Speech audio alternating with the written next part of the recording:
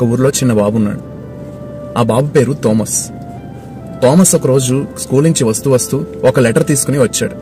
ఆ లెటర్ ని వాళ్ళ అమ్మగారికి ఇచ్చి, అమ్మా, ఈ లెటర్ ని నువ్వు మాత్రమే చదవగలవు అని చెప్పి మా టీచర్ చెప్పారు అని ఆ లెటర్ ని వాళ్ళ అమ్మగారికి ఇచ్చాడు. వాళ్ళ అమ్మగారు ఆ లెటర్ ని ఓపెన్ చేసి చదవగానే ఆమె కళ్ళు నీళ్లతో నిండాయి.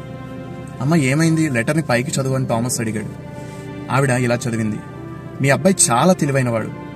ఇంత తెలివైన అబ్బాయి చదివేంత స్కూల్ మా స్కూల్ కాదు. మా స్కూల్ చాలా చిన్నది. అందుకే మీ అబ్బాయిని ఇంటికి పంపించేశాం అని రాశారు బాబు అని ఆవిడ చదివింది. కాలం గడుస్తుంది. ఆ అబ్బాయి పెద్దవాడయ్యాడు, చాలా ప్రయోజకుడయ్యాడు. ఆ అబ్బాయి పెద్ద సైంటిస్ట్ అయ్యాడు. ఆ అబ్బాయి పేరే థామస్ ఆల్వా ఎడిసన్. ఆయన ప్రయోజకుడైన తర్వాత ప్రపంచమంతా ఆయన మెచ్చుకున్న సమయంలో వాళ్ళ అమ్మగారు కాలం చేశారు. ఆయన ఒకసారి తన పాత వస్తువులన్నీ వెతుకుతున్నప్పుడు ఆ లెటర్ అతని కంటపడింది. ఆ లెటర్ అతను విప్పి చదివినప్పుడు, మీ అబ్బాయి చాలా తెలివి తక్కువవాడు, ఇతను దేనికి పనికిరాడు, ఇతనికి చదువు చెప్పడం మా వల్ల కాదు అని ఆ స్కూల్ వాళ్ళు రాసినట్టు ఆ లెటర్లో ఉంది.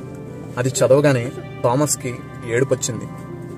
అప్పుడు థామస్ గారు ఆయన డైరీలో రాసుకున్నారు: ఒక తెలివి తక్కువవాడైన ఒక అబ్బాయిని అతని తల్లి ప్రపంచమే మెచ్చే సైంటిస్ట్ గా మార్చింది అని అతని డైరీలో రాసుకున్నాడు.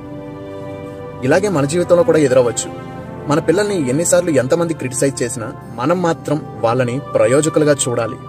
ఆ తల్లి థామస్ గారిని ముందుగానే సైంటిస్ట్ లా చూసింది.